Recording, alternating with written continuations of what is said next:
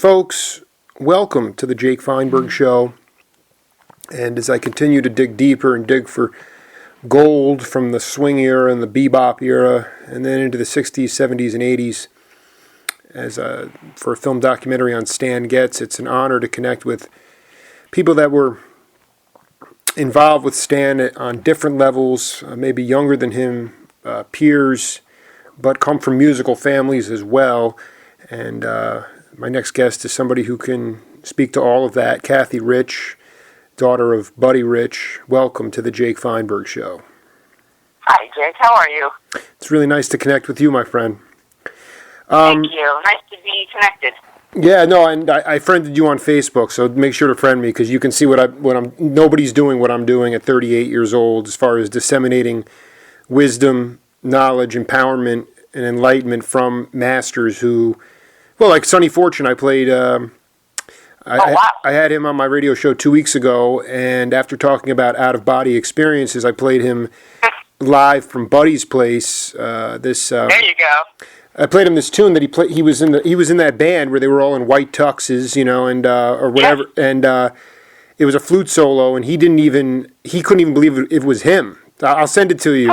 You'll crack up. But I've been woodshedding for a long time and doing something very outside the box. And I know your dad would be very proud of me. So check it out. Yes, absolutely. Anybody that's perpetrating and perpetuating jazz to a younger audience is always, a great thing. Did your dad come from the Duke Ellington School? It's all music. It's either good or bad. That's it. It's either good or bad. So, like you said, because you just said perpetuating jazz, but I mean, would your dad say perpetuating music? Music, it's funny because depending on what time of the day you were talking to him, yes, it was all about good music. And, he had very definite tastes and very definite opinions on music. And, his thing was just being able to bring the art form of jazz, to a wider audience. And I think he did because, most people know him from being on television and The Carson Show and all that.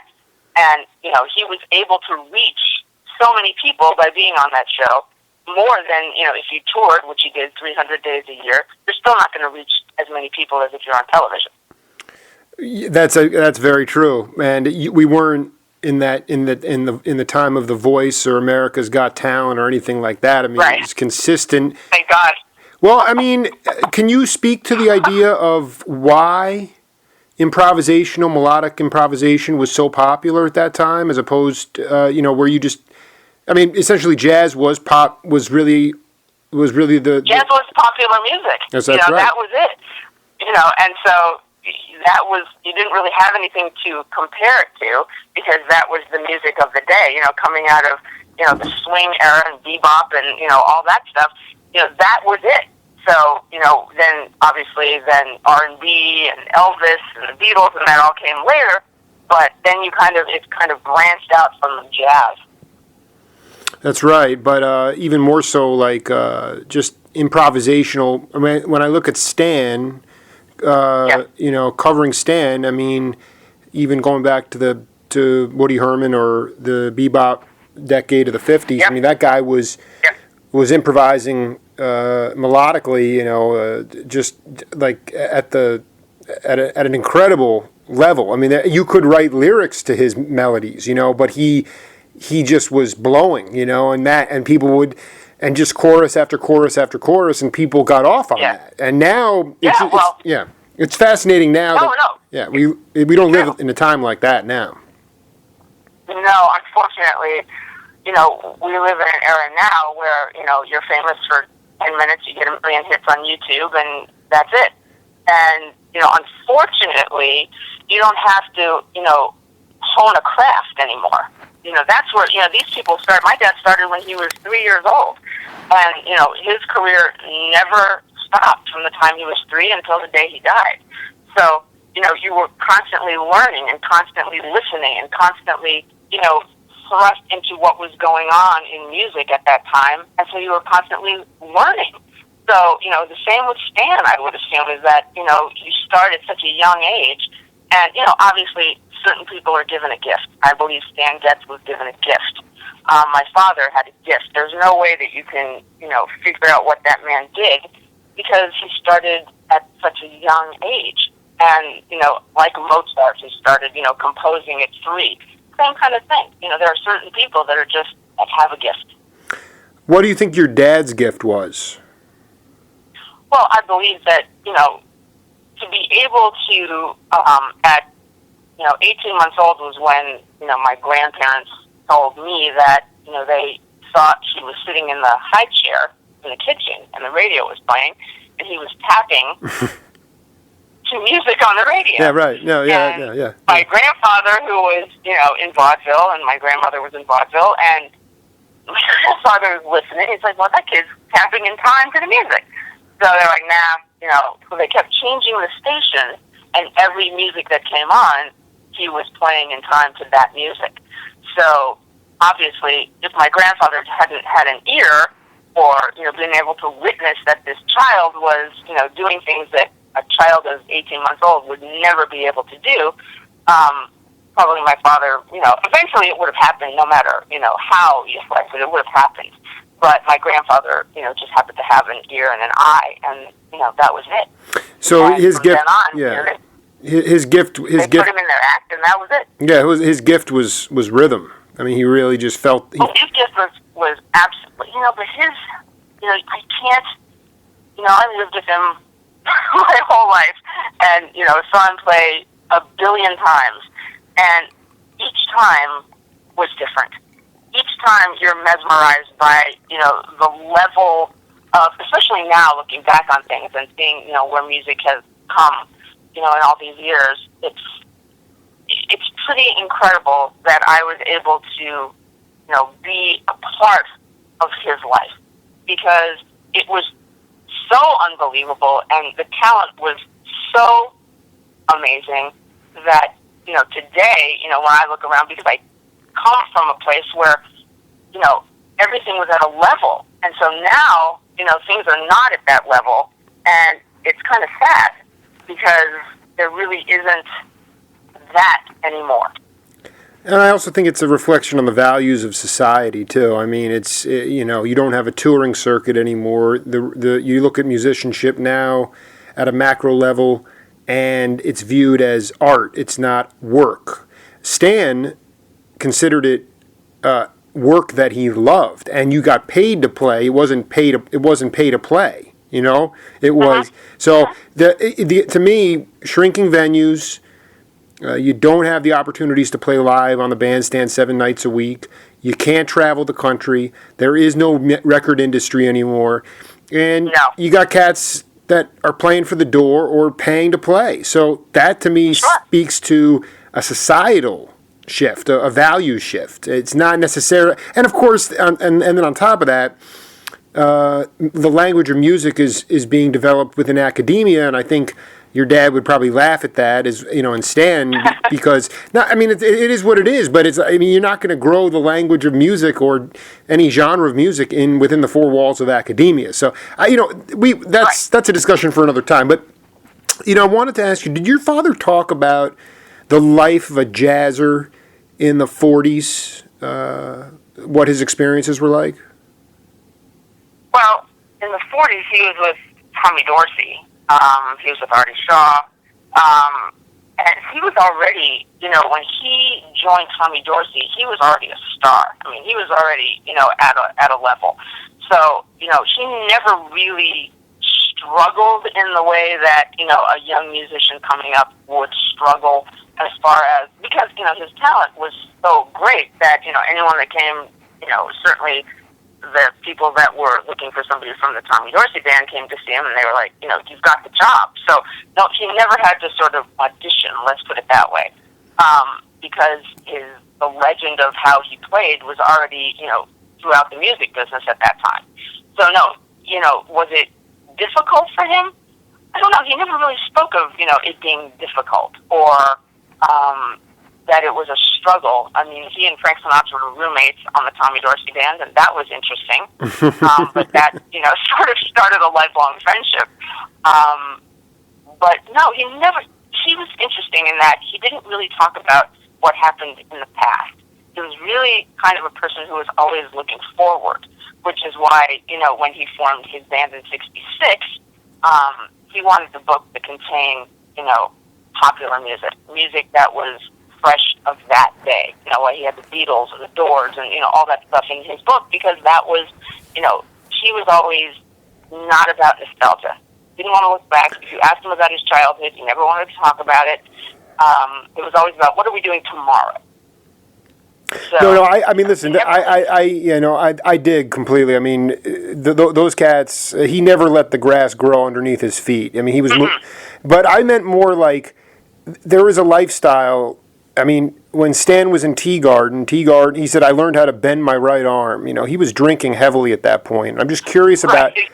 I'm curious about the lifestyle, the idea of if you weren't a junkie, then somehow you weren't trusted. I mean, I just want to get that feeling of... It's interesting, because he was never, I think he saw so many friends of his that succumbed to that lifestyle, and never really wanted a part of it. He was like a normal guy who, just kind of fell into this world of, quote unquote, the jazz world. Right. His personality was not like a jazz guy. He was not that. He wasn't, a hipster. He was just a normal man who happened to have this genius talent. So, he never succumbed to, any of that stuff. He never, was into drugs. He never was into drinking. Did he smoke pot? Yes. That was about it. Amen to that. So, I mean, what but that's so. So, how did he? Do you know how he first met Stan? I don't know how he first met Stan. I have no idea. It must have been during the Woody Herman years, right? In the early days of the Woody Herman years. Right. I mean, he was in Dorsey. I mean, and then right. Woody, and then Stan was with Woody. I'm just curious about, because Bev Getz referred you, and so maybe you can just talk about how you really connected with the Getz family in general. I met Beverly Getz when I was 19 years old, and my dad was opening a club in New York called Buddy's Place. I wish I could have gone to that club, man. Oh, it was incredible. What a fun, amazing place. And Bev showed up one day with her dog, and my dad said, you need to meet my daughter, Cathy. And we met, and we were, sort of instant sisters, because, anybody that, like, Maynard Ferguson's daughter, Kim, Beverly Getz, myself, there's not too many kids of, musicians that, we have a different kind of life. And so when you meet somebody who's sort of like-minded and has sort of a similar life, you kind of band together. And so we did, and we were instant friends, and we remained instant friends, for all these years. And that's when I really first met Stan. And, I had never heard, terrible things about him. I had never heard that he was, difficult. I, never heard any of those stories. And when I met him, he was the loveliest, people want to hear, dirt about him or want to hear dirt about, celebrities. And I have nothing like that to say about Stan, is that he was always like a second father to me. He was wonderful to me. He was the most generous, the most giving, the kindest person. Next to my dad. He was really just a wonderful person, on top of, again, having this ridiculous talent. But, when he was home, he was just like, he was the dad at home. Can you talk, you said something interesting about kind of when you find someone that has a similar life to you. Yes. You're both you both were daughters too. Can you talk? Right. Can you talk about, break down what you mean by that life? Because your dad Stan was quite honestly brilliant, but a train wreck, and your dad was a straight ahead cat. So what can you straight ahead? Yeah, straight ahead. So can you just break down what you mean by that? Well, it's like there aren't many of us. I have a handful of friends who come from show business parents. And, we're children of actors and children of singers and children of, musicians. And it's a different life because your parent isn't necessarily always present in the home. They're traveling. You're traveling all the time if you want to be with them. Your circle is, my circle, I can only speak for myself. My circle was, Jerry Lewis was my godfather. Frank Sinatra, was my Uncle Frank. It's a different life. I remember when I was sort of in like third or fourth grade, I was living in Miami, and I told my school friends that Jerry Lewis was coming to my house. Now, at that time, Jerry Lewis was the biggest thing in movies, and no one believed me, yet I got home from school, and there was a line of kids sort of like down the block, and I thought, wow, he's just my Uncle Jerry, so it's like, to me, it was the most normal thing in the world, to have these people, to have Mel Torme stopping by, or to have, all of these people that come by your home, and that was normal to me. That's not a normal life for most people. So when you meet somebody that also has that kind of normal life, you bond with them because it's very different, and people perceive you differently. You really articulated that very, very well. I mean, it was, but I mean, did you find it funny that people were like going goo-goo over this stuff, or did it get annoying after a while? I mean, because to you it was just another day in the life of. That's it. It was never annoying. It was just that was like it went along with everything. Right. To be able to, my dad would go on tour with Sammy Davis Jr. for a month, and to be able to stand in the wings every night and watch that man perform, or on tour with Frank and be able to stand in the wings every night and watch that man perform.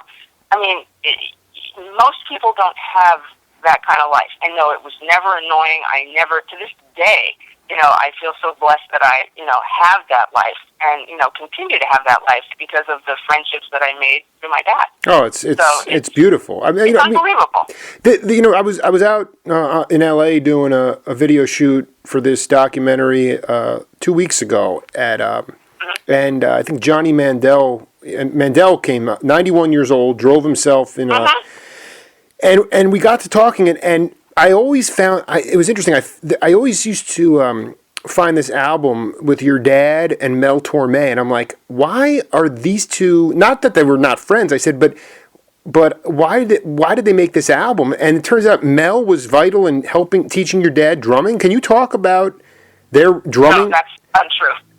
So I mean, but Mel was a drummer though, right? I mean, he had chops. Mel thought of himself as a drummer. I would say, yes. I mean, so did a lot of people. Fancy themselves a drummer, sure. But then you have to laugh when you put it in context with Buddy. But they were friends from early on as well. In the 40s, they formed a friendship, and it was sort of a weird on again, off again kind of friendship. And Mel ultimately wrote a book called, Traps. And, it's an interesting story. It's not the whole story. It's Mel's version of, Buddy's life. And, we're going to write a book. So that'll be like, put the other spin on things and the other side of, Buddy's life. But yes, they had an interesting friendship. And Buddy, was in awe of Mel's talent. He was an incredible pianist, songwriter, singer. I mean, there's really, Ella Fitzgerald and Mel as far as, John Hendricks as far as scat singers. But yeah, they appreciated each other's friendship and they appreciated each other's talent. And, it was sometimes off again, more than on again. I did. Because maybe they had sort of a similar personality. There's a mutual respect. It's funny. I can't go back and they were lauding Mel's, because it's funny. You don't think of him as a drummer or somebody that played the drums, but he did. He was one of those great, amazing scat bebop. He could really sing that bebop scat really amazingly well. Just I remember seeing that it was like live at Carmelo's, and it was called like Just Friends, And like Right. I will never pass up on that album again. I always was like, this is a bizarre combination, but it really wasn't, because I mean they were all in the same circles at that time, especially with the types Right. of the types of bills that were being. I'm actually that's another good question for you. But here's the thing. Can you talk about going to Shadowbrook and hanging out with Yes. Bev? Yes. Yeah, What would you like to know? I did that a lot. Yeah, I know. I will know.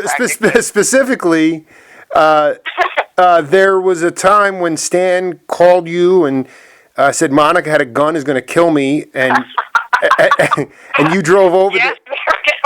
Why don't you break that one down? Time. Break that story down, if you would. That was an interesting evening.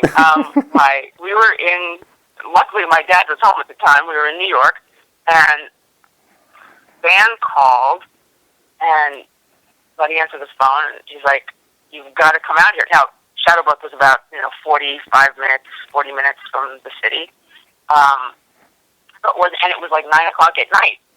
So Stan's like, "You've got to get out here. Monica has a gun. She's going to kill me. You have to get out here." And my dad's like, "Okay, all right." So he grabs me. I'm like, "What are we going to do?" He's like, let's go downstairs. We'll get in the car and we'll just drive out there. I'm like, "Okay. What if she really does have a gun? What if she shoots all of us?" Yeah, right. Just get in the car. So knowing Monica as I did, it's not too far-fetched. So, Oh man. out we go, and we drive out to Shadowbrook, and we get there, and Monica answers the door, like, very calm. She just looks at us like, "Well, what are you doing here?" We're like, okay, my dad and I are looking at each other now, like, okay, are we insane, or what's going on?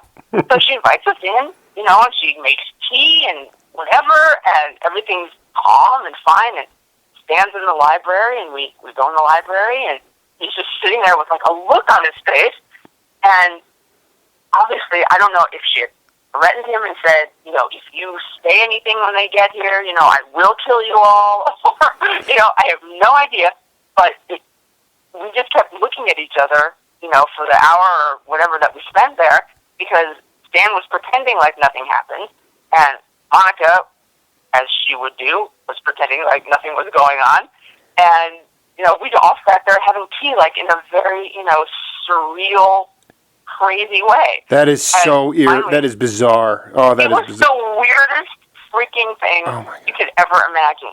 Because we just kept, because he and I just kept looking at each other like, okay, what's going on here? And, we tried to keep getting Monica out of the room so Buddy could say, what's going on? Right. Get her out of there, yeah.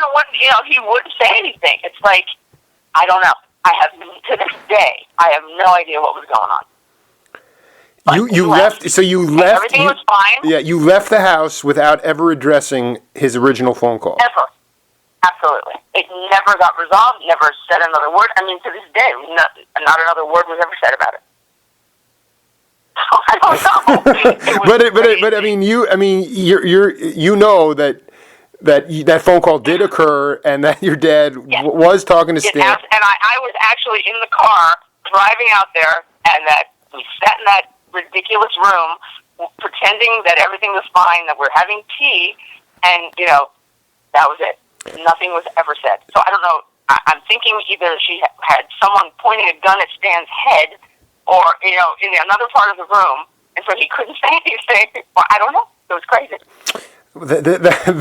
That is unbelievable. But then a lot of crazy things happened in that house. So, I want to ask you about, as objectively as you can, how did it impact Beverly and the kids? That kind of, because what you just talked about is insane, and that was happening when Stan was not on the road. That was happening all the time. Yes. So I mean, all the time. how did I can imagine, because my dad was so straight ahead, and so it was like the alternate universe to my life. Right. Having a parents that were completely straight, that were, just regular parents, and, except my dad had a different kind of job. And then you go to the Getz household, and it was nothing but crazy. So I think Bev, I can't speak for Pam and David and Steve and Nikki, but I can certainly speak, for Bev, is that I think her sense of humor and her, ability to look at the situation with humor, and, because she and I would just, go in a room and we'd be hysterical laughing at what was going on. I'm sure somewhere in her, it has taken a toll, but she never let it get the better of her. She was always, one of the most straight-ahead people I've ever known. And I would look at her sometimes and say, how do you do that? Because she would be able to just say anything that was on her mind and to anybody, and I was really shy. And, it's kind of reversed now. Because I now can say anything, and I think she's turned shy. Right, interesting. It's weird. But I used to look at her and go, how do you do that? How do you just say whatever you feel? I used to be like, I just do. And yet, she never let what was going on in the house or in her life, or, living with a drug addict, alcoholic, father, and a crazy stepmother. She never, ever let it get the better of her. And, God bless her, because, I don't know, a lesser person would have, jumped off a bridge. Well, I interviewed Bev for the first time over the weekend, and she definitely forgave her father every time, and let that stuff go. But there are a lot of scars too. I mean, it's like really. I can with my own family. I'm 38. I have a wife, right. 2 kids. It's like I know dysfunction. I understand it. But in a 36-room Gershwin mansion with booze and unlimited drugs and an insane woman. I mean, Monica was. Was she totally sort of? I forgot the word. Monica was like a split. She was like a split personality. She would put on that sweet. When I first met her, I thought, this is the most lovely woman I've ever met. Just sweet and accommodating, and would just invite you into the home and just be, food and whatever you wanted, and stay for as long as you want. But then she would turn into this, other person. It was like Jekyll and Hyde, and was evil to Bev and evil to the other Getz kids, except she was like the classic stepmother, where her 2 biological kids were treated like gold, and then the other 3 were like pushed to the wayside. I dig. And that's right there.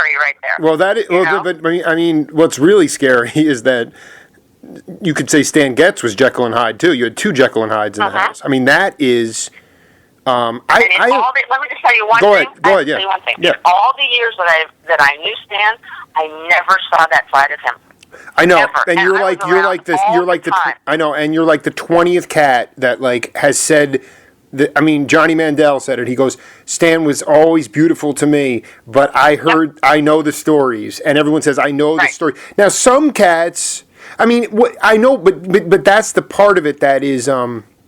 I just interviewed Steve Getz today, and here this cat, Stan locked the whole family out of the house, and then or shut them out, and then Monica asked Steve to go in and see what was going on. So Steve's walking through each room of the house, and all of a sudden he walks into the kitchen, and there's Stan, and he has his head in the oven trying to kill himself. Yeah. And it's like, and then he doesn't remember it. Yeah. Can you talk about going up there to hang with Bev, and then some kind of hilarity that sent you into stitches in your room where where it was enough that she could keep her sense of humor and laugh about it, but... Yes, because, there were, we went there for Thanksgiving, I think. I was up there all the time, so holidays would come and go, and Monica would try to, she'd put on this front of, and now that I'm older, I think I can sort of understand why, because you want to maintain some semblance of normalcy in this crazy circus life. That's right. So she would, lay out these incredible meals and, do these incredible things and decorate the home and have it be, beautiful.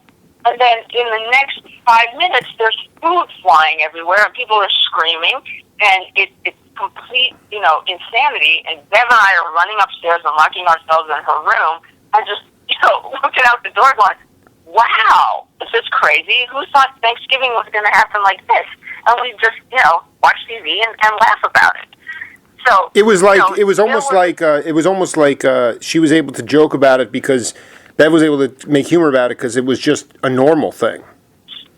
Well, see, that's the thing too, is that you can, when you come from that kind of crazy, you have to make it normal, right? Because that's your life, and you have to figure out a way to make something normal out of something so crazy.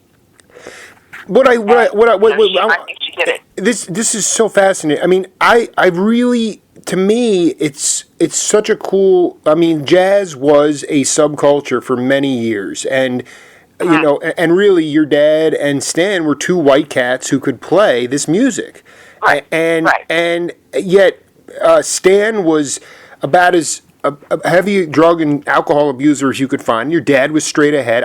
I'm amazed your dad would go up there for a holiday like Thanksgiving and be able to handle a turkey leg flying in the air. I mean, what was his? Tell me how he felt about. I think he was protective of Stan, and the reason that we flew up there that night when he was saying that Monica was threatening him with the gun is that my dad had a really big heart, and I think that he felt that, well, I'm going to go up there at whatever cost is going to be. Thank you, Dad. He brought me along. Yeah, right. But whatever, I'm going to go up there and help my friend, and that I think speaks to how my dad's personality really was. Is that he would go there for Stan, because I think he was trying to however when you're not in that sort of drug world, I don't know that you really understand it. So you think that, well, maybe it's just my presence there can help. And 9 times out of 10 it doesn't. But, in some way, you think it is. Just by me being there, maybe it won't get crazy, or maybe, Stan will feel better having a friend here. So that was kind of the idea behind it. Talking to Cathy Rich here, I mean, talk about your, how often did your dad and Stan play a lot together, like just at Buddy's place, or all, very casually? Or I mean, they were kind of channeling their own individual paths to stardom, but how much overlap? Stan was already, Stan was already huge. When I met him, I mean, obviously from the '60s with the Girl from Ipanema and all that, that was a whole different thing. And Stan didn't play big band music. He played with small groups, and it's a different thing. But yes, it's funny because I was just watching yesterday on YouTube. There's a couple of concerts where I think it was Montreux Jazz Festival, where Stan is a guest and he comes out and plays with the band with Buddy, and then they did a jazz festival. Obviously in the summer, in those days, everyone was at the festival, so everybody would come and play with everybody. And because they were such good friends, Buddy would always invite him to come and play. But as far as, the types of music were completely different. Exactly. But so, what about your dad, in your mind? What was his... did he get off on bebop or not? Or where was he at with in terms of... Not so much. Yeah, no. yeah. I don't know. Interesting, because that wasn't his thing. No, and I dig. I mean, Stan is arguably one of the greatest tenor players of that bebop language. I mean, he really created that. But to me, it's like... but then you listen to Stan, later on, and, there's nobody that could play a ballad like Stan Getz. To this day, nobody has... I mean, you hear Stan Getz playing, and you know it's him, because nobody has that sound, nobody has that tone, nobody has that, whatever that tenderness is, there's nobody that sounds like that. So, yes, he comes from, the bebop thing, but then you listen to him later on, and it's so different. Well, and it's true. I mean, did you... I have a couple things, because I'm curious about you were totally in the scene, but I interviewed David Liebman over the weekend, and he was talking about, in the press, it was a very distinct kind of divide between Colt. I know that they came from different schools, and between... I know John had a huge amount of respect for Stan and vice versa, and Stan was was colorblind and went to South Africa, South Africa and played, Yes. was so Yes. the guy was colorblind, and yet the press somehow made this divide between like Coltrane, especially when he got into his more modal period, avant-garde period, where that was authentic jazz versus Stan Getz, handsome white guy that makes hits. Okay, he has hit music, and then on top. And then on top of that, it was like also like there was like amongst the musicians, and I mean, I'm just asking you what your opinion is on this. I'm not saying it really is necessarily true or not, but they said that if you got a hit, then you were selling out. You weren't playing, right. And I wanted you to just talk. It's ridiculous. I mean, it's so funny because we would talk about this a lot. It's sort of putting labels on things that again, we're going back to is it good music? Is it bad music? Or is it what is it? And just because somebody becomes successful or has a hit or whatever does not mean their talent is any less.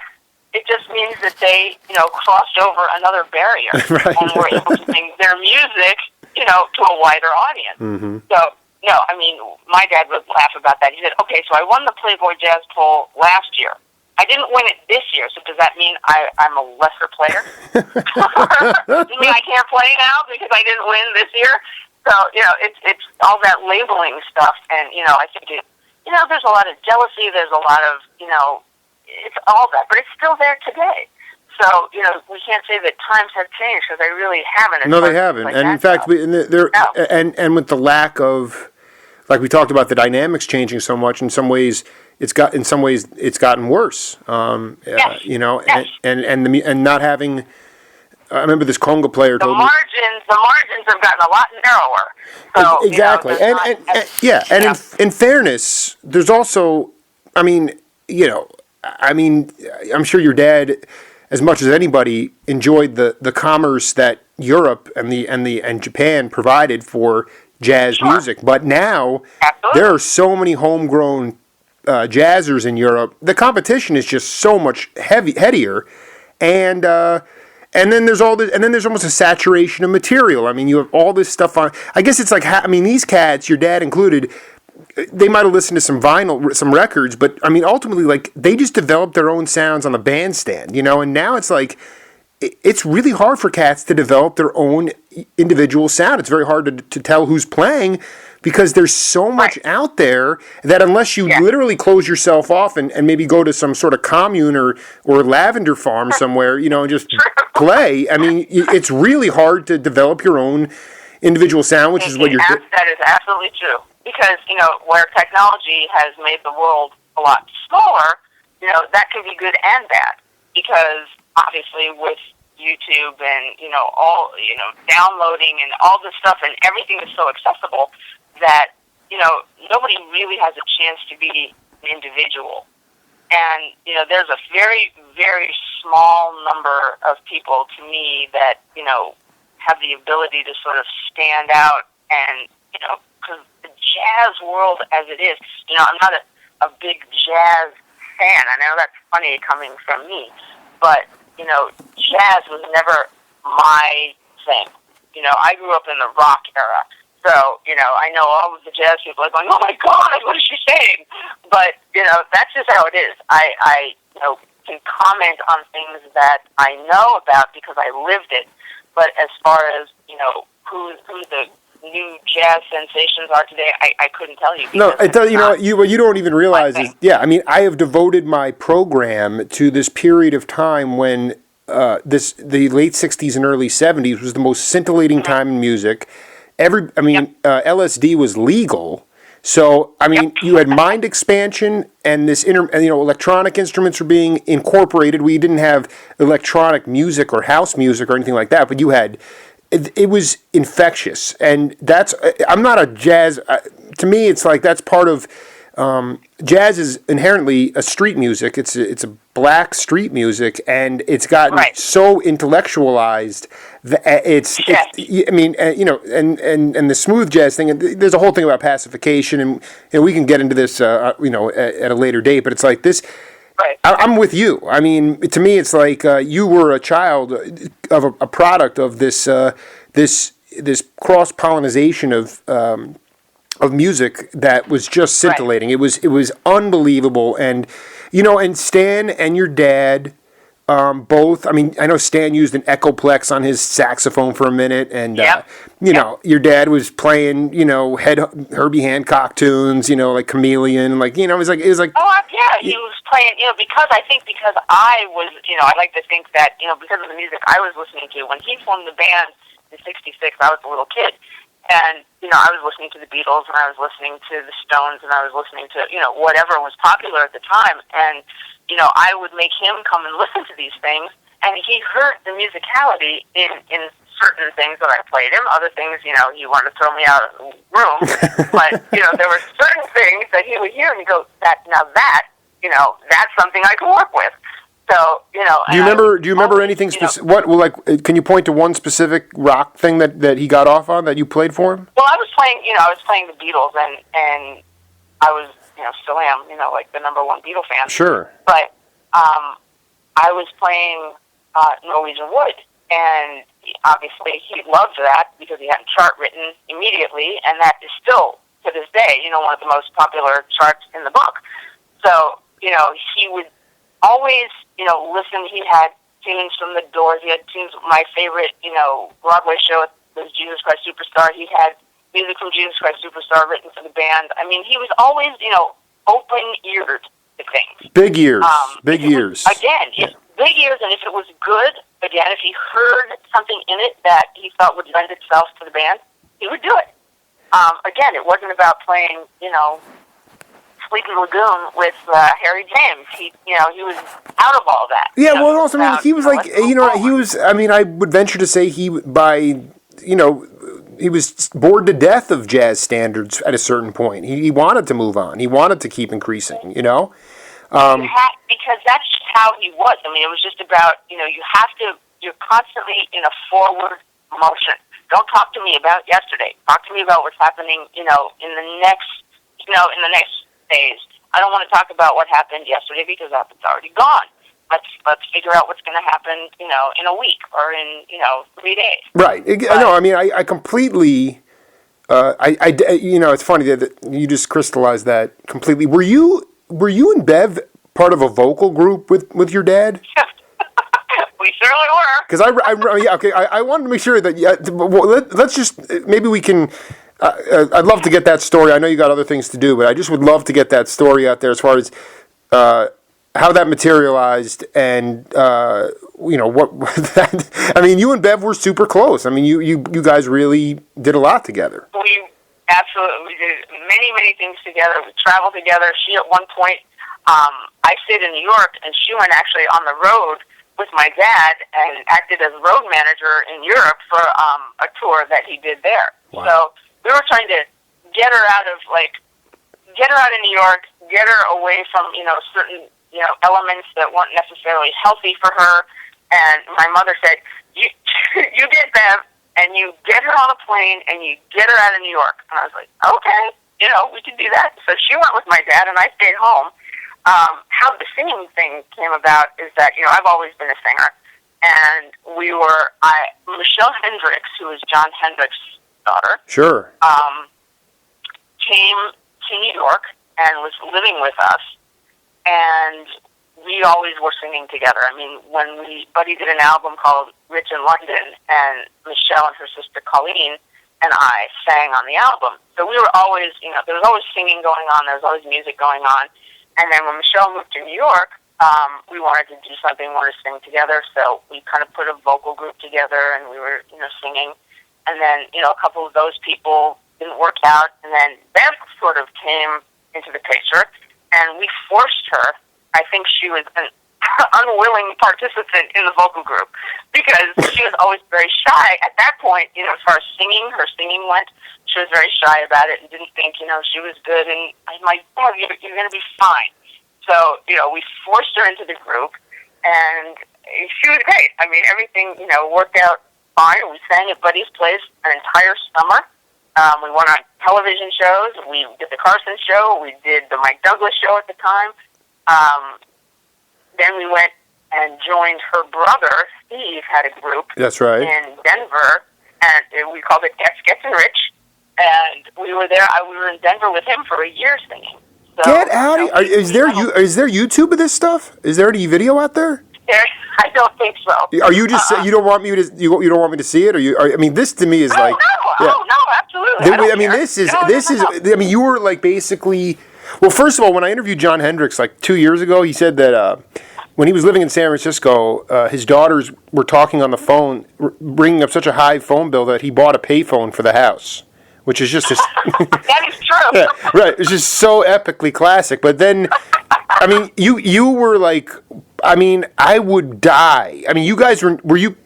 I mean, you guys were you had your own original tunes, and like Steve's band would just. We did. Oh, yes. This is so bad. This is awesome. We had an arranger. We had it was crazy. It was a very interesting time in our lives. Well, we're gonna have to break that down. Like, you can come on my live radio show on Saturday in August sometime, and we can just devote a full hour to Cathy Rich, because this is like right in my pocket. Oh yeah, it goes on and on. I mean, I could tell you stories for days. I mean, there's just so much information about all of this stuff. It's crazy. Well, one final thing before we wrap up set one here.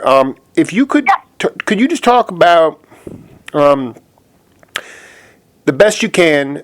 I know that you never were witness to the insanity of Stan. You only saw the sweet side.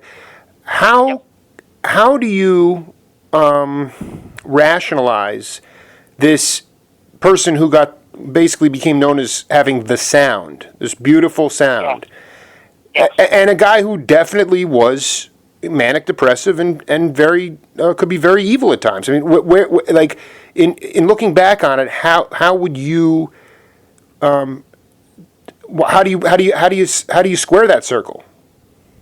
I don't think one. I mean, I don't know which drives which thing. Again, I can only go by my father, who had demons, of course. They all do. They all did, and it's the talent is one thing, and that comes from another place. I mean, that's the only way I can describe it. Is that worldly things, earthly things, I don't think get in the way of that talent. I think it's expressed through the talent. I think that Stan's demons came out through his music. The beautiful sounds that he made were the beautiful parts of him. It's all coming out through the music. And I think my dad is an example of that. He was the most tender. I mean, nobody played brushes like he did, and to this day, nobody will ever play like he played. And it's all the good, the bad, and the ugly. It all comes through the music. And I think the talent is one thing, and then the emotions and the depressions and in Stan's case, the drug abuse, the alcoholism. It all has an outlet through their music. That's the only way I can figure it. Even the demons come out in the music? Sure. Yeah. Absolutely. I think there are nights when my dad would play, and he'd play hard, or he'd play, he'd be angry, and the solo would be different. It would be more intense. It would be whatever, and it's all coming out. Because it's all up there, and it's just a matter of how it gets out. Did Bev confide in you that she was under orders from Monica to give antabuse to Stan? Absolutely. I watched it happen. You watched it happen? I watched it happen. I was in the kitchen when she put it in his food and told us not to say anything to him. How did you feel about that? Well, she made it seem like it was for his own good. And, being a kid, 19, 20 years old, you're going to assume that the parent in the house knows what they're doing. And Bev would look at me, and I'd look at her, and I'd say, what is that stuff? And she'd say, well, it's, if Stan drinks or whatever, it'll make him sick. And I'm being like, well, why would she want to make him sick? And she said, well, then she'll think that, he's sick from the alcohol or the drugs or whatever. Like, didn't make sense to me, but I assumed that Monica knew what she was doing. Wow. We're going to wrap it at that. I'd like to revisit this maybe if you're around next week. We can maybe do part 2, and I want you to come on my my radio show. We can just devote a full hour to Cathy Rich. Absolutely. All right, it was great to connect with you. And yes. And friend me on Facebook, and then also text me your email so I can send you a copy of this interview. Okay, I will. And I can tell you right now, when this thing's got wings, big wings. It's gonna fly. And when we get a budget, we'll be coming to Chicago to do some video stuff with you too. Where are you? I'm in Tucson. Stephen Auerbach, who's the executive producer, he found me on Facebook, but he's in LA. I'm based in Tucson, but this thing is gonna. I'm always out there because my mom lives in Palm Springs, so I'm always out that way. Wait. Your mom is in Palm Springs? Yeah, my mom lives in Palm Springs. Wow. Oh, okay. So I'm out there at least like 5 times a year. Your mom knew Stan? Yes, very well. Because, well, no, here's the thing. Because I was out, the Congo player, Big Black, I don't know if you ever met that cat. I don't think so. Yeah, he was with Dizzy and Johnny Barracuda and things like that. But, I mean, he's in Palm Springs. But the other cat that we're going to do some video with at the end of July is Diane Shore. She's in Palm Springs. Oh, you're kidding. No, That's funny. Yeah, it is. And so... I don't know. I mean, if your mom, I would love, if she's out in Palm Springs and is willing to do it, I know we'd love to talk to her about Stan. Oh, certainly. I'm sure. And again, she's another one who, will only have glowing things to say about him because she saw the same things that I saw, and she'll tell you that after my dad passed away, I was supposed to testify in Stan and Monica's divorce trial. Right. And I said, I can't, I told Bev, I said, my dad just died. I'm supposed to get on a plane. I said, I'm devastated here, And Stan was like, again, the sweetest of the sweet. And he said, I'm going to fly you here myself, you and your mom, first class. And he said, we had an apartment in New York at the time. And he said, we'll go out I'm taking you out. I'm picking you up at the airport in a limo. I'm doing, blah, blah, blah. I just need you to come and do this for me. And I said, Stan, you're the only person in the world that I would do this for. And we got on that plane, my mother and I, and he did exactly what he said he was going to do. And I went up to White Plains and testified in his trial.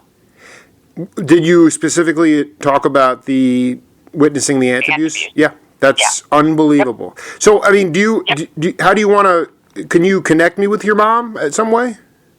Yeah, I'll ask her. I'll talk to her probably tomorrow, and then I'll see where she's going to be. Yeah, see where she's at. I'm just saying we're planning on. I can tell you right now, the 28th and 29th of July, we're going to be out doing a video shoot with Diane Shore for the Stan Getz documentary, and I mean this is just fortuitous because I'd love to talk to your mom. I mean, regardless, she could still tell some great stories. So. That woman has more stories than you could ever imagine. Is your mom okay? This is the last question. Yeah. Is your mom is white? Yes. Okay, because I only. This is the reason I say this because